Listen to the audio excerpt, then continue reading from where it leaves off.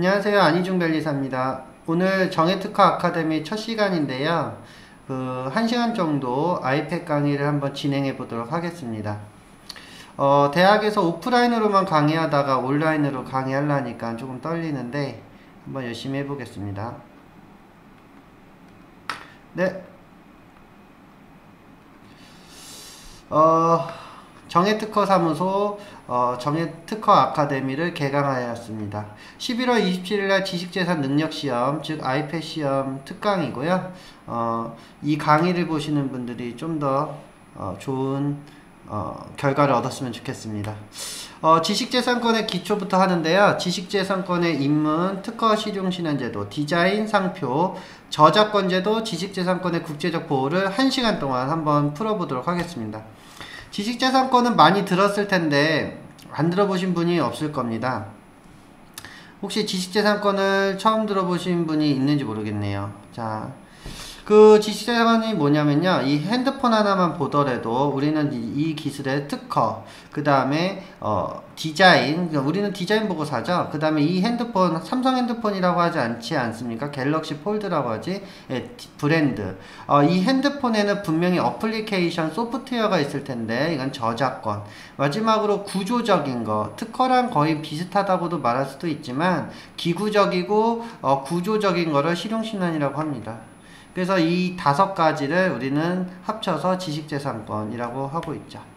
물론 특허, 방금 말했던 실용신안, 디자인, 상표권, 저작권을 보통 지식재산권이라고 하는데 최근에 반도체 설계와 같은 지식재산권들이 늘어나면서 이들을 신지식재산권이라고 하고 있습니다.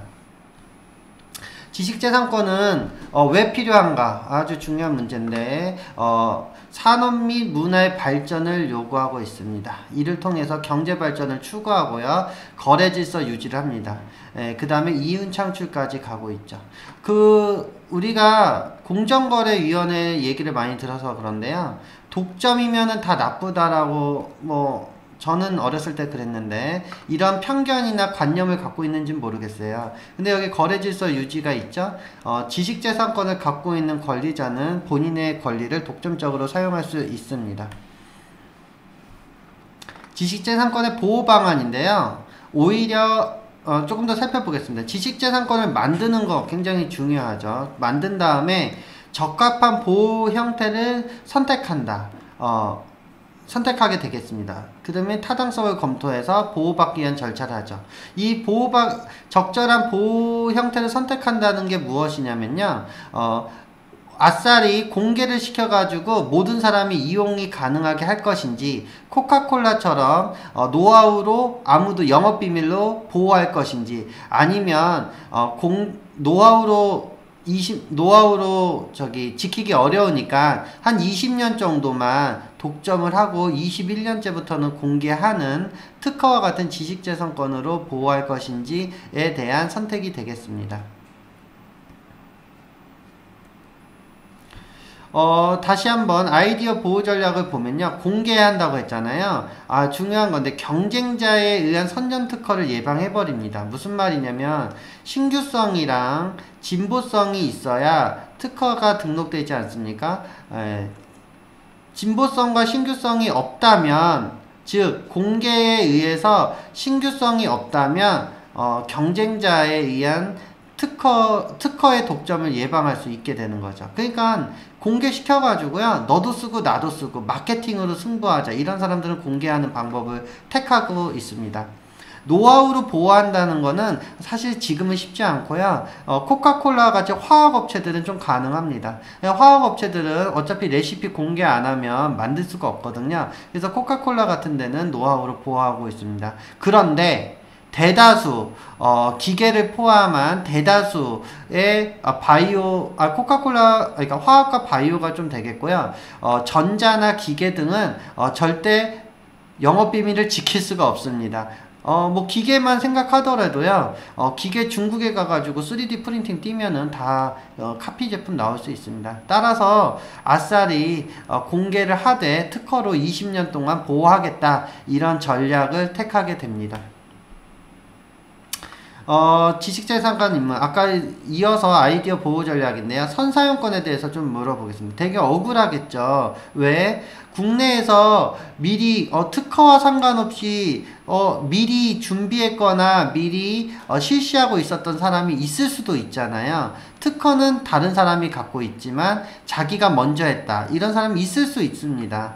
그렇기 때문에 이런 사람들은 의뢰 특허권, 즉 타인의 특허권에 대하여 본인의 사업의 실시 사업이나 사업 준비가 영향을 받지 않습니다. 그런데 현실적으로 이런 경우는 거의 없습니다. 실무상 없고요. 이론적으로 이런 일이 있을 수 있겠다 해서 선사용권이 있습니다. 왜 그러냐면요. 갑이 자신의 발명을 노하우로 보호하고 있었다는 것을 증명해야 되는데 이게 증명이 쉽지가 않거든요. 따라서 결국 현재에는 특허와 실용실현권 제도로서만 발명을 보호한다는 게 일반적입니다. 그렇기 때문에 한 10여 년 전부터 우리가 특허라는 얘기를 굉장히 자주 듣게 되는 거죠. 왜 그렇다고요? 시대가 바뀌어가지고 발명은 특허로 보호하는 것이 일반적이 되었다. 이렇게 보시면 됩니다. 그럼 여기서 발명이 무엇이냐? 네 가지가 있는데 자연법칙을 이용을 해야 되고요. 기술적 사상이어야 하고요. 창작이어야 하고 고도한 것이어야 합니다. 특허법 2조 1호에서 규정을 하고 있습니다. 생각해보면 자연법칙을 이용해야 되는 거지 자연법칙이거나 자연법칙을 발견하거나 이런 것들은 특허와는 상관이 없고요. 창작해야 되고요. 당연히 베끼거나 이러면 안 되겠죠. 그 다음에 조금 더 진보한, 즉 고도해야 됩니다. 특허권의 존속기간이 문제로 많이 나오는데 헷갈려요. 왜냐하면 출원 후 20년까지 존속한다. 이게 원칙인데 언제부터 시작하느냐? 시작은 등록된 날로부터 됩니다. 즉 20년이 출원하고부터 20년은 맞는데 그 중에서 등록이 5년 뒤에 됐다. 그럼 15년만 특허권이 있는 거죠. 그럼 나머지 5년은 뭐냐? 특허권이 등록이 안 됐으면 권리가 없는 겁니다. 그래서 5년은 손해보는 게 되겠습니다. 우리나라 특허의 기본 원칙이 있는데요. 출원해야 됩니다. 출원해야 되고요. 심사를 받아서 등록해야 되고, 그 다음에 등록 결정이 났을 때 무조건 등록료를 납부하여야 됩니다. 그 다음에 서면주의, 기타주의, 양식주의, 직권주의가 있는데요. 이건 특별하지는 않습니다. 한 번 정도만 살펴보시면 됩니다.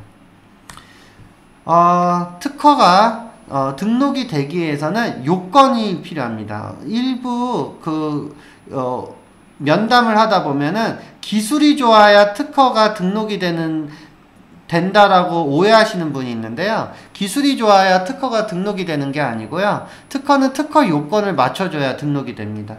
네 가지의 큰 카테고리의 요건이 있는데요. 첫 번째로는 주체적 요건, 두 번째로는 실체적 요건, 세 번째로는 절차적, 네 번째로는 기타 요건입니다. 기타 요건이 가장 쉬우니까 먼저 보면요. 조약에 위반된 경우 거의 없죠. 그 다음에 보정의 범위를 벗어난 경우, 이런 경우는 실무상에서 아예 없지는 않지만 거의 없습니다. 분할 변경 출원의 범위를 벗어난 경우, 이런 경우가 없지는 않은데 그리 흔하진 않습니다. 주체적 능력 보시면 권리 능력이 있을 것. 무슨 말이냐면은 강아지를 상대로 특허를 낼 수가 없는 거예요. 강아지가 특허를 낼 수가 없는 겁니다. 로봇가 특허를 낼 수는 없는 겁니다. 사람만이, 법인만이 권리 능력을 갖고 있으니까. 발명자 또는 그 승계이니까 당연하겠죠. 남이 제3자가 베껴서 내면 안 되겠고요. 특허청 직원이 아닐 것. 네, 당연합니다. 그 사람이 내면 100% 등록이겠죠. 1번과 4번은 이름만 한번 보시고요. 중요한 거는 2번, 3번 실체적과 절차적 요건입니다. 절차적부터 보면은 명세서의 기재 방법이 이따 살펴볼 건데 있고요. 그 다음에 하나의 특허 출원 범위라고 해서 특허 출원에는 1발명 1특허 출원주의가 있습니다. 돈 벌려고 하는 건 아니고요. 이제 특허 명세서에서는 발명이 명확히 기재가 되어 있어야 하기 때문에 그 1특허 출원주의를 택하고 있습니다. 실체적 요건을 더 많이 들어보셨을 텐데 발명의 성립성, 산업상 이용 가능성, 신규성, 진보성, 선출원주의, 확대된 선출원 지위, 불특허 사유가 없을 것. 이 7가지의 요건을 실체적 요건을 하고 있습니다. 다시 말씀을 드리지만 특허를 등록받으려면 어떻게 해야 된다고요? 기술이 뛰어난 게 아니고요. 이 요건을 다 충족해야지 등록이 됩니다. 그래서 기술만 중요한 게 아니죠. 권리 능력도 있어야 되고 명세서 기재도 잘 써야 되고 보정도 잘 해야 됩니다. 자, 권리 능력이 있을 것만 살펴보겠습니다. 여기 삼성전자의 예시를 하나 들고 왔는데요. 출원인은 자연인과 법인이 가능합니다.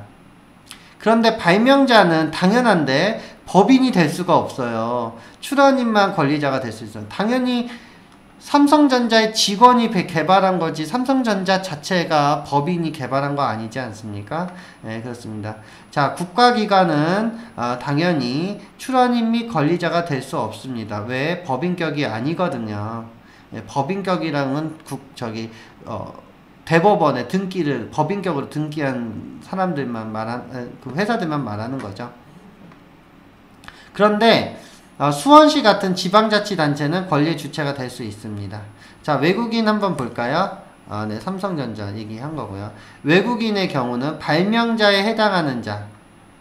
외국인의 경우 봤고요. 발명자에 해당하는 자는 뭐죠? 진짜 창작한 자, 아니면 연구를 해서 발명을 완성한 자, 아니면은 구체화한 자, 아니면 불완전한 착상을 했는데 교수님의 조언 지도를 얻어서 발명 완성. 결국 다 완성한 자고요. 타인 발명의 힌트를 얻어서 결국은 확대하는 발명을 한 자. 결국은 발명한 자가 발명자가 되겠죠. 그런데 문제가 되는 예시가 하나 있는데요. 돈을 준 자, 단순 후원자거나 위탁한 자. 발명자 아니죠. 희망 조건만 제시하고 그 착상을 제공하지 않은 자. 이런 일 굉장히 흔합니다. 갑사가 을사에게 갑이 을에게 이제 그 사건을 맡길 때 보통 스펙만 얘기를 하죠. 그리고 그걸 어떻게 해결할지는 을이 만들어냅니다. 그런데 을이 만들어낸 거 그럼 뭐가 되죠? 발명자가 갑이 아니니까 결국은 을의 발명인데요. 이럴 경우에는 갑이 돈을 주면서 계약을 하면서 지식재산권은 갑한테 속한다는 민사계약을 맺게 되죠. 타인이 착상한 속에서 실용성이 있을 것을 선택한 것, 그것에 지나지 않은 자. 이런 사람은 당연하고요. 실질적으로 관여하지 않는 자. 당연히 발명자 아니겠죠? 그리고 데이터 정리하거나 실험 등을 한 것에 지나지 않는 자. 대학원에서 석사 이제 1년차 과정하는 친구들은 아쉽게도 그런 사람들이거나 아니면 연구소에서 단순히 데이터 정리를 하는 사람들은 좀 해당하지 않겠습니다. 일반 지식의 조언 또는 제시를 주기만 한 자. 쉽게 얘기하면 갑사라고 생각하시면 되겠습니다. 이제 실체적 요건입니다. 아까 주체적 요건을 봤고요. 지금부터 실체적 요건이 몇 가지였죠? 7가지를 살펴보도록 하겠습니다. 그 중에 첫 번째입니다. 특허법 2조 1호를 보면요. 발명이란 뭐라고 돼 있죠? 자연 법칙을 이용을 해야 되고요. 기술적 사상이어야 되고 창작성이 있어야 되고 고도해야 된다라고 규정하고 있습니다. 근데 이게 논쟁이 있는데 그러니까 좀 헷갈릴 수도 있는데 이용을 하라고 그랬지 자연 법칙 자체는 아니고요. 예를 들면은 마뉴엘력이라든가 테슬라의 법칙 이런 것들은 다 자연 법칙이니까 아니고요. 자연 법칙을 전체적으로 이용을 하는 거고 일정한 확실성 및 반복 가능성만 있으면 됩니다. 구체적으로 자연 법칙이 무엇이다라는 것을 증명을 할 필요는 없습니다. 이용만 하면 된다라고 써 있습니다. 기술적 사상이어야 되고요. 이제 창작해야 돼. 새롭게 만들어낸 것이어야 되고요. 고도성, 즉 진보성이 있는 발명이어야 됩니다. 여기 보면 발명의 성립성이 없는 경우는 예시로 들고 있습니다. 한번 살펴볼까요? 자연법칙 그 자체, 즉 마뉴엘력이라고 그랬고요. 자연법칙에 위배된 거, 거짓말같이 특허를 하다 보면요, 무한동력기를 만들어 오시는 분이 있어요. 무한동력기는요, 연력학, 제3법칙인가요? 엔트로피 법칙에 위배되는 겁니다. 예, 그렇기 때문에, 무한동력기라고 갖고 오시지만은 특허로서는 등록이 될 수 없습니다. 왜? 그 자체가 자연법칙을 위배했으니까. 자연법칙을 이용하지 아니한 것, 네. 이게 뭘까요? 대표적인 예시로는, 쓰레기 봉투 버리기, 재활용하는 방법, 이런 것들입니다. 왜? 사람이 하는 거니까 자연법칙 이용하지 않은 게 되고요. 컴퓨터 프로그램 언어나 프로그램 자체는 등록이 어려운데, 프로그램 자체, 컴퓨터 프로그램은 등록이 됩니다. 근데 프로그램 자체는 뭐 C 언어나 뭐 C++ 같은 얘기를 하는 거고요. 동일하여 반복 효과를 얻을 수 없는 것, 이런 것들은 예술이라고 하겠죠. 그리고 정보의 단순한 제시, 114, 지금은 없는데 114 전화번호북은 특허가 아니고요. 미적 창작물, 즉 미술은 예술이죠. 그 다음에 단순한 기능도 발명의 성립성이 없고요. 발견 아니고요. 그다음에 단순한 사상에 불과한 것들도 발명의 성립성이 없다고 판단되고 있습니다. 두 번째 요건이고요. 산업성 이용 가능성이 보겠습니다. 산업성 이용 가능성. 발명이 실제로 실시될 수 있을 것을 의미한다 라고 써있는데요. 문제가 되는 경우는 사실은 딱 정해져 있습니다. 보면은 의료, 사실은 미국에서는 가능한데 한국에서는 불가능합니다. 법으로 그냥 묶어놓은 건데요. 인체를 직접적인 구성 요소로 하면 실용 가능성이 없습니다. 예를 들면은 인체를 직접적인 구성 요소, 뭐가 있을까요? 아무튼 특허 대상이 사람이면 안 됩니다. 우리나라에서는 없기 때문에 머릿속에 탁 떠오르진 않습니다. 인체를 구성 요소로 하더라도 의료 행위가 아니라면 산업상 이용 가능성이 있습니다. 예를 들면은 모발 파마하는 방법, 여자분들 파마하는 방법 같은 경우는 특허가 가능하고요. 동물에 대한 의료는 산업상 이용 가능성이 있습니다. 예를 들면은 강아지 수술하는 방법 같은 경우는 특허가 가능합니다. 여기 예를 들면은 사람을 심장 수술하는 방법은 특허가 불가능합니다. 이유가 있는데요. 특허권 때문에 돈으로 묶여 있으면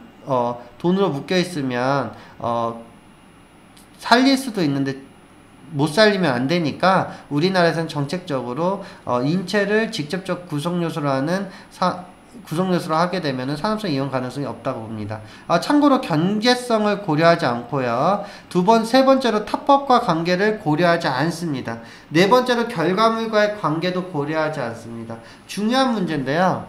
지금 특허를 냈는데 우리가 예를 들면 환경에 관련된 특허를 냈는데 환경법까지 고려할 필요는 없잖아요. 그런 내용입니다. 결과물을 냈는데 이게 특허가 효과가 있을지 효과가 없을지 우리 알 수 없잖아요. 그렇기 때문에 고려하지 않습니다. 세 번째 요건입니다. 신규성, 아주 이제 메인 실체적 요건인데요. 당연히 출원 전에 특허청에 우리가 특허를 출원하기 전에 공지, 즉 공개된 기술과 동일하지 않은 것입니다. 공지란 공개된 건데 불특정 다수인이 알 수 있는 사실, 즉 공개된 거잖아요. 공연 실시, 비밀이 해제된 상태, 반포된 간행물의 게재, 즉 잡지에 게재됐다는 얘기고요. 전기통신에 의하여 공중이 이용 가능, 인터넷에 게재됐다는 얘기입니다. 이런 것들이 있으면 신규성이 상실되고요. 신규성 판단은요, 공지 기술과 청구항을 비교를 해버리고요. 시기적으로는 출원 전이고요. 공지가 될 것을 요하고 있고요. 지역적으로는 우리나라든 외국이든 상관없습니다. 근데 판단 방법이 굉장히 엄격한데 동일성을 판단합니다. 결론적으로 똑같아야 되거든요. 똑같지 않다면 신규성은 벗어난 겁니다. 진보성, 신규성이 아닌 것들은 그럼 어떻게 잡느냐? 진보성으로 잡는 거거든요. 출원 전에 공지 기술로부터 쉽게, 즉 용이하게 발명할 수 없어야 진보성이 있는 거고요. 용이하게 발명할 수 있다면 진보성이 없는 거겠죠. 그쵸? 요거는 있는 거고요. 그래서 판단이 누구냐? 통상의 지식을 가진 자, 당업자라고 하는데요. 이게 임의의 사람 같은 건데, 로지 같은, 요즘에 뭐 뜨고 있는 로지 같은 사람인데요. 근데 사실은 심사관의 심사관의 마음속에 살고 있는 사람이죠. 알 수 없고요. 주관적이고. 객체적인 기준이 공지기술과 청구항을 비교를 하고요. 아까는 동일성을 판단하는데, 이번에는 그게 아니고 용이하다. 이 정도면 용이하게 개발될 수 있다, 용이하게 개발될 수 없다 하는 용이성을 판단하게 됩니다. 시기적 기준은 특허 출원 전이고요. 지역적 기준은 국제주의를 택합니다. 그러니까 국내외에 개발되는 건 상관없어요. 용이성의 구체적 판단입니다. 되게 중요한데요. 이게 진보성 판단 기준입니다. 용이성은 구성의 곤란성을 중심으로, 이게 무슨 말이죠? 구성이 다르다는 얘기거든요. 공지기술에 ABC라고 써있는데, 특허 기술에 ABC라고 써있는데, 공지기술에 A, B, D, C, E 이렇게 써있다고 하면, 이게 특허 기술이라고 한 거죠. 특허. 그러면 이 C가 D나 E에 비해서 구성이 다르냐, 같으냐, 이런 걸 따지는 겁니다. 달라야 되거든요. 구성의 곤란성은, 공지기술로부터, 즉, 공지기술로부터 동기 유발이 되는지, 구성의 차이가 있는지, 구성이 청구항에 기재된 발명에 이를 수 있는지, 이런 것들을 판단하게 됩니다.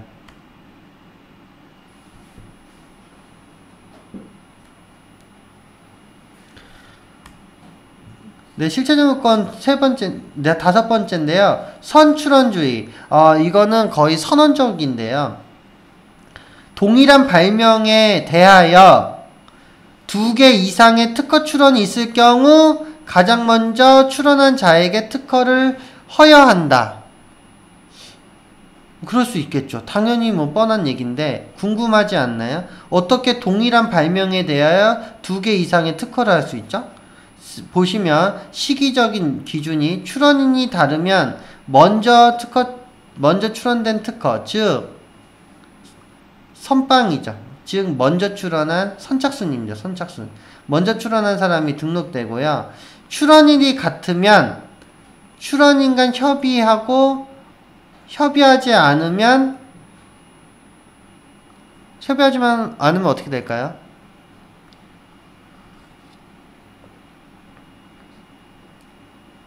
제비뽑기를 합니다.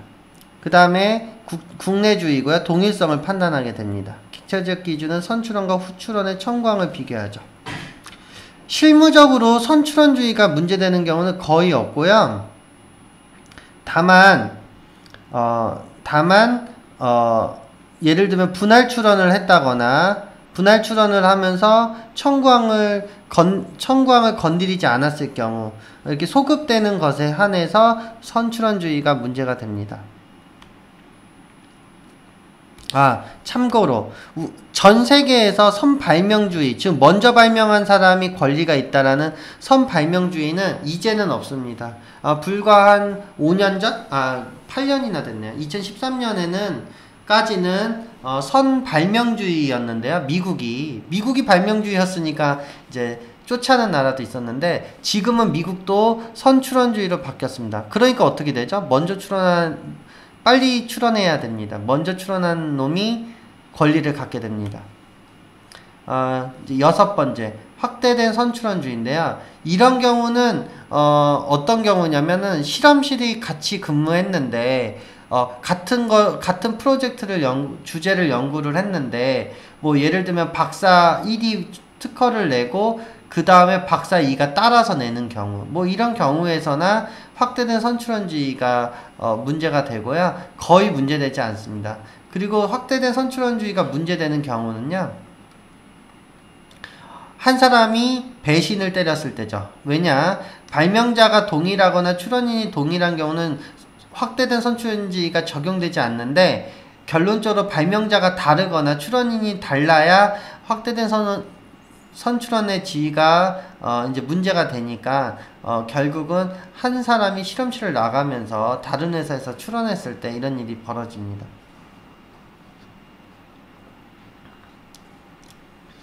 시기적 기준 한번 볼까요? 특허 출원 전에 출원되고 특허 출원 후에 공개가 된 것, 국내주의, 동일성 판단. 특허와 실용신한제도 이제 한번 비교해보면 실체적 요건을 잠깐 비교를 해보면요, 선출원주의가 확대된 선출원주의를 비교하겠습니다. 이거의 핵심이 뭐냐면, 선출원주의는 대상이 청구범위예요. 아주 중요한 문제입니다. 선출원주의는 청구범위로만 비교를 하는데, 확대된 선출원주의는 뭐냐면요, 선출원, 즉 앞에 거는 발상설, 즉 체명도고요, 최초 명세서랑 도면 다르죠? 얘는 청구범위인데 얘는 도면도 들어가 있대요. 두 번째는 청구범위.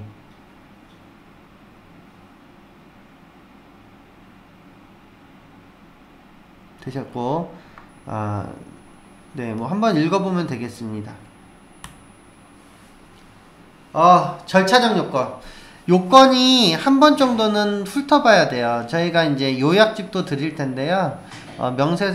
요건의 그 명칭 정도는 한번 훑어봐야 됩니다. 이유가 있는데, 일반 생활을 하면서 이런 용어를 접하기가 쉽지 않습니다. 예, 특허 아이패드를 준비하니까 접하게 되는 거고요. 명세서 기재가 있는데요. 명세서는 이렇게 생겼어요.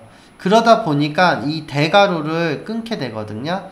그 무슨 말이냐면, 명세서에는요, 명세서 기재, 즉 특허를 출원하려면은 출원서가 있어야 되고, 명세서가 있어야 되고, 도면이 있어야 되고, 요약서가 있어야 됩니다. 예, 근데 이 명세서는 발명에 설명하고 청구 범위가 포함되어 있습니다. 즉 출원서는 서지적인 문제고요. 도면은 뭐 그림이니까 당연하고, 요약서도 따로 냅니다. 명세서 안에 이제 이런 내용들이 포함되어 있습니다. 특허와 실용신한제도 절차적인 얘기를 하고 있습니다. 발명의 설명을 기재할 때는요, 권리 해설서거든요. 발명의 설명이 뭐냐? 권리 해설서입니다. 그 권리가 뭐냐? 그러면 청구 범위죠. 그러니까 청구 범위가 제일 중요한데, 그 변리사로서 상담을 하다 보면은 배경 기술에 굉장히 집중하시는 고객이 있어요. 예, 권리는 아무런 상관이 없습니다. 권리는 청구 범위랑 상관이 있기 때문에 특허를 내시는 분들은 다 청구 범위를 고민하시면 될 것 같아요. 당업자가 발명의 설명은 해설서기 때문에 쉽게 실시할 수 있도록 명확하고 상세하게 적으면 됩니다. 그 다음에 배경기술도 필요하고요. 그래야 특허를 더 명확하게 이해할 수 있는 거죠. 청구범위 기재. 예, 청구항은요, 발명의 설명에 의해 뒷받침되어야 하고요, 명확하고 간결하게 기재되어야 합니다. 예, 법에 써 있습니다. 특허법 42조 4항에 써 있고요. 예, 그래서 발명의 설명에 뒷받침되지 않는 유형이 언제냐? 자, 그러면은 대표적으로 청구항의 구성과 내용이 다른 내용. 그럴 수 있죠? 예.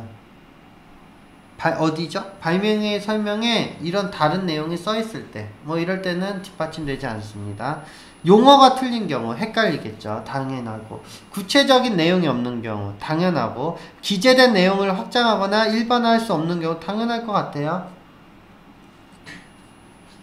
기재된 구성의 범위를 벗어난 경우 당연히 뒷받침되지 않잖아요. 그 다음에 명확하고 간결하게 기재를 해야 됩니다.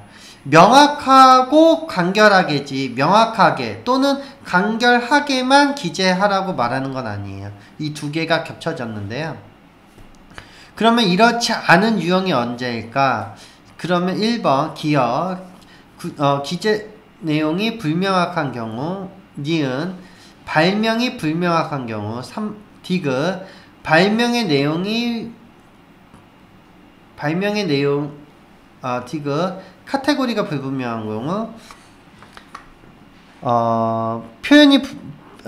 불명확한 표현이 기재된 경우, 구성이 불명한 거, 기술 용어가 있는 경우, 판매 지역 등이 기재된 경우, 구성을 기재하지 않은 경우. 이게 되게 많은 것 같은데 생각해보면 다 당연하거든요. 기재된 내용이 불명확하면은 당연히 명확하지가 않겠죠. 그 다음에 발명이 불분명하면 당연히 명확하지 않겠죠. 카테고리도 불명확하다고 하고 다 불명확하다고 하죠. 그 다음에 동일한 표현의 기술 용어가 있으면 중복됐을 테니까 불명확하고 간결하지 않을 거고요. 판매 지역 등이 기재되면 당연히 간결하지 않을 거고요. 발명의 구성을 기재하지 않은 경우라면 발명이 불안정한 거죠. 예. 청구 범위 기재를 좀 한번 살펴보겠습니다. 구성 요소 기재는요, 다기재 협범위의 법칙입니다. 구체적으로 어떤 일을 보내느냐. 청구항에는 필수적인 구성 요소를 적게 되어 있습니다. 지금 그게 무슨 말이냐면 A, B, C로 적게 되어 있어요. 뭐 예를 들면 안경에는 UR이 있다, 뭐 이런 식의 내용을 적게 되어 있는데 청구항에 기재된 거는 모두 다 필수적인 구성 요소로 보고 있습니다. 따라서 필수적인 구성 요소를 모두 갖춰야 이제 권리 범위에 속한다라고 볼 수 있는데, 다기재 협범위의 법칙이라고 하고 있습니다. 조금 더 살펴보면 경기도라고 하면 얼마나 권리 범위가 넓겠어요. 경기도가 내 땅이야. 그럼 와 엄청나다 이렇게 하겠죠. 이것도 엄청납니다. 경기도 화성시가 내 땅이야. 그래도 우와 그러지만 경기도보다는 아무래도 작겠죠. 그런데 또 내려가다 보면 야 경기도 화성시 영천동이 내 땅이야 막 이런 식으로 가다 보면 범위가 좁아지는 거죠. 대신에 구체적이기 되기 때문에 등록 가능성은 높아집니다. 실용신안제도 한 번 더 보시면요, 출원에서 등록까지의 절차를 논하고 있는데 특허 출원을 하게 되면요, 방식심사와 IPC 심사를 거쳐서 방식심사를 거쳐서 1년 6개월이 지나면 자동으로 출원 공개가 되고요. 심사 청구는 옵셔널하게 바로 출원하면서 신청해도 되고, 1년이 지난 시점에 심사 청구는 3년이 지난 시점까지는 청구가 가능합니다. 우선심사 신청이 있는데요, 보통은 심사 청구하면서 바로 우선심사 신청을 하게 됩니다. 그래야 가장 효과가 좋거든요. 1기까지 해주면 특허청에서는 실체심사를 하게 되죠. 실체심사를 하게 되면은 당연히 거절 이유가 나올 수 있고요. 이를 통해서 재심사 청구까지 간 다음에 등록을 시킬 수 있겠습니다. 특허와 실용신안 제도인데요. 특허에 필요한 서류 아까 말했죠. 출원서, 명세서, 도면, 요약서입니다. 예. 방식심사는 특허청이 대리인의 절차 능력, 제출된 서류의 기재 방식 등을 첨부 서류, 수수료 납부사항 등의 절차에 대한 흥결 유무를 말한다고 하는데요. 그냥 예를 들면은 특허 출원을 하게 되면요, 심사관은 5급이거든요 6급이거나 5급인데 그 밑에 주무관들이 먼저 요식행위가 맞았는지 방식이 맞았는지만 체크해서 심사관한테 넘기게 되는 걸 방식심사라고 하게 됩니다. IPC 분류는 한번 살펴보시면 될 것 같고요. 출원 공개는 좀 내용이 중요한데, 출원일로부터 1년 6개월이 지나면 공개가 되고 있습니다. 이거를 어떻게 미룰 수 있겠느냐. 오히려 미룰 수 있는 게 아니라 빨리 땡길 수가 있습니다. 조기 공개 신청을 할 수 있어요. 왜 조기공개 신청을 하느냐? 출원이 공개되어야 보상금 청구권이 발생하고요. 그리고 공지기술로서 활용할 수 있습니다. 되셨고,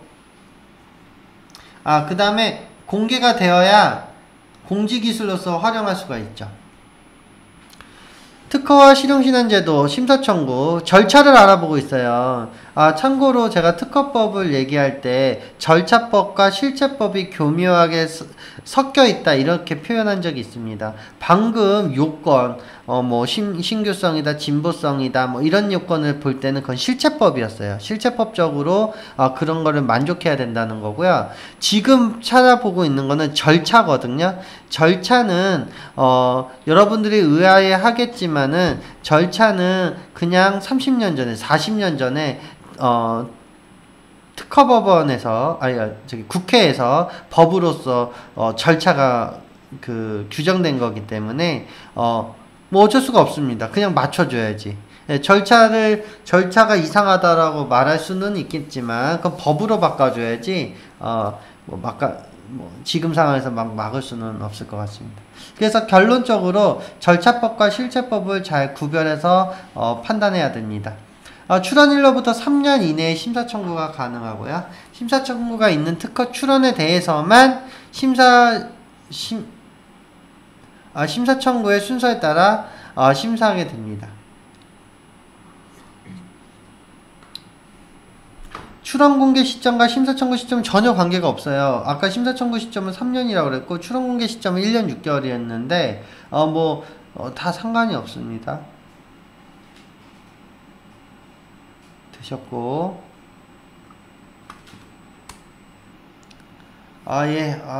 우선심사 제도입니다. 심사청구를 하게 된 다음에 우선심사 청구 제도를 하게 되는데 마치 특허청 하위 제도 같은 겁니다. 심사 청구를 하게 되고 바로 우선심사를 청구를 하게 되면 약 2개월, 표면적으로 2개월에서 4개월 안에 심사 결과가 나오게 됩니다. 그렇기 때문에 등록을 빨리 요할 수 있는 거죠. 우선심사 청구는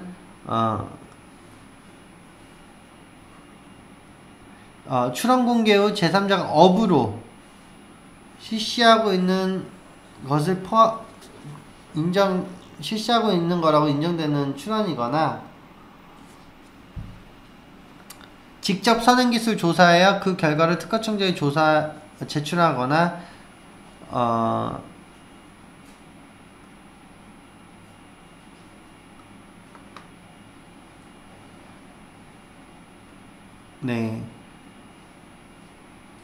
우선심사를 하게 되면요, 우선심사를 한 출원에 대해서는 심사청구 순위와 관계없이 우선적으로 심사가 됩니다. 실체검사 거절 이유와 의견서 제출에 대해서 잠깐 알아보도록 하겠습니다. 거절 이유는요, 아까 요건이 다 거절 이유인데요, 주체적, 실체적, 절차적, 그리고 기타적인 요건이 있습니다. 의견 제출 통지서는요, 보통 2개월 안에 제출을 해야 되고요, 제한기간을 연장을 하고 그 다음이 출원인의 청구해야 단축이 가능하게 되겠습니다.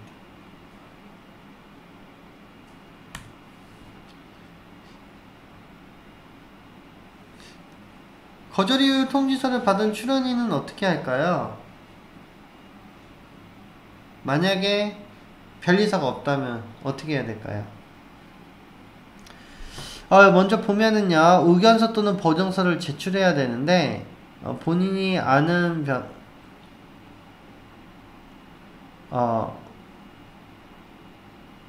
그쵸. 특허 거절 결정에 대한 불복, 30일 내 재심사, 거절 결정, 불복 심판, 분할 출원, 변경 출원 등이 다 가능합니다.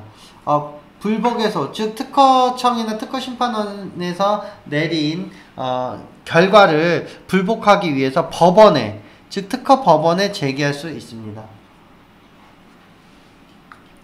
여기 좀 판례에 의해서 거절 이유가 타당한 경우와 거절 이유가 타당하지 않은 경우 나눠져 있는데요. 오타입니다.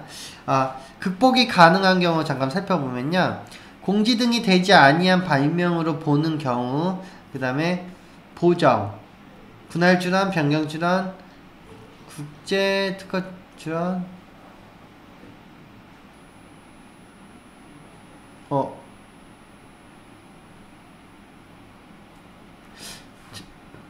아니, 다시. 죄송합니다. 제가 순간적으로. 거절 이유가 타당한 경우, 극복이 가능한 경우는요, 보정이나 분할 출원, 변경 출원하고 국내 우선권 주장 출원을 하게 됩니다. 그 다음에 의견서를 제출하게 되죠. 대부분이 극복이 가능해요. 근데 극복이 불가능한 경우도 있습니다. 심사관의 거절이가 타당하고 극복할 수 없다고 판단하면요, 그냥 대응하지 않죠. 그러면 거절 결정이 되고요. 취하서 또는 포기서를 제출해도 되는데 거의 실무적으로 드뭅니다. 특허와 실용신안 제도에 대해서 알아보려고 하는데, 다시요. 특허와 실용신안 제도에 대해서 알아보겠습니다. 특허권의 효력에 대해서 좀 알아보도록 하겠습니다. 특허권의 효력은요, 특허권을 설정한 등록한 날로부터, 아까 말씀드렸죠? 그리고 특허 출원은 20년, 아까 5년 뒤에 등록이 됐다면 15년만 특허권의 효력이 있는 겁니다. 내용적 보면 특허권자만이 특허 발명을 실시할 수 있다, 이렇게 써있는데 만이라고 써있잖아요. 온일, 즉 독점을 한다는 얘기죠. 제3자의 특허 발명을 배제할 수 있다. 예, 당연하죠. 자, 특허권의 범위는요, 속지주의 원칙에 대해서 국내에만 멋지게 됩니다. 특허권의 효력이 미치지 않느냐는 범위. 연구를 했다는 것. 대학원에서 연구를 하면은 특허권의 효력이 미치지 않아요. 그리고 미국 선박이나 중국 선박이 국내를 통과할 때 국내 특허에 접촉이 되거나 이러지도 않습니다. 예, 효력이 미치지 않기 때문인데요. 특허 출원을 한 때부터, 즉 특허 출원을 하기 전 때부터 국내에 있던 물건, 그 다음에 조제행위, 약사법에 의한 조제행위, 그 의약. 당연히 특허권의 효력이 미치게 되면 문제가 되겠죠. 연구도 못하게 되고 우리나라의 항공기나 선박이 묶이게 되고요. 그 다음에 국내부 미리 있었는데 신규성, 오히려 특허가 신규성 위반이어야지 되는 거고, 조제행위, 그리고 조제에 의한 의약, 이런 내용이 있습니다. 자, 실시권 존재에 의한 제한이 있는데요. 특허권 이해자가 업으로서 실시할 수 있는 권리를 말한다. 그게 무슨 말이냐면은 전세, 즉 전용 실시권은 전세 같은 경우고요. 통상 실시권은 월세는 아니고 약간 하숙이라고 하면 돼요. 이거는 전세를 맺었으니까 나만 써야 되고 전세 계약자만 써야 되고, 통상 실시권은 여러 명한테 실시를 허락할 수 있어요.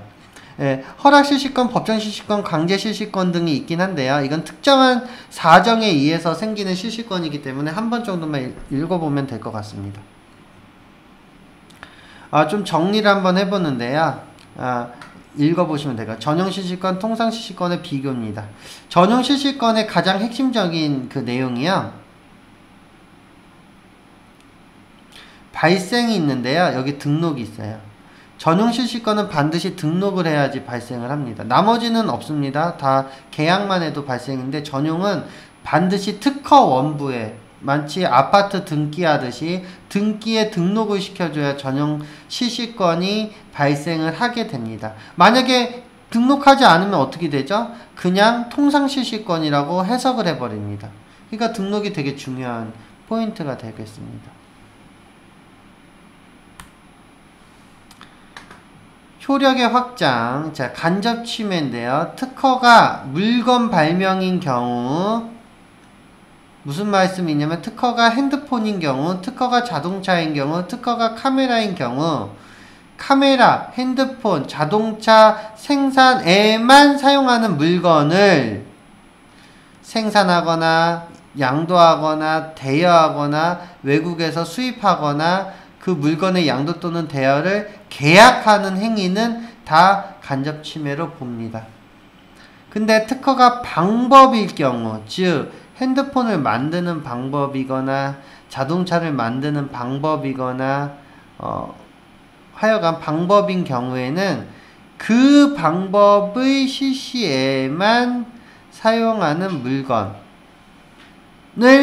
생산하거나 양도하거나 대여하거나 수입하거나 계약하는 행위를 간접침해 행위로 보고 있습니다. 한 번 정도 살펴보시면 될 것 같고요.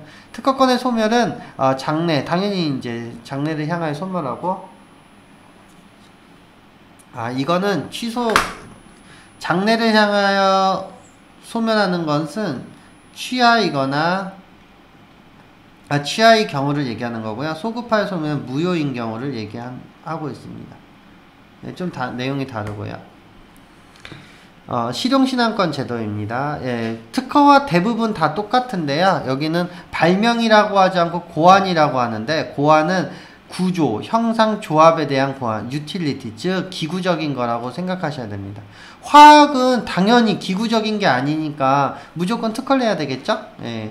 그래서 조합이 아닌 것, 여기 있네요. 방법이나 제조 방법, 예, 이런 거 실용신안 안 되고요.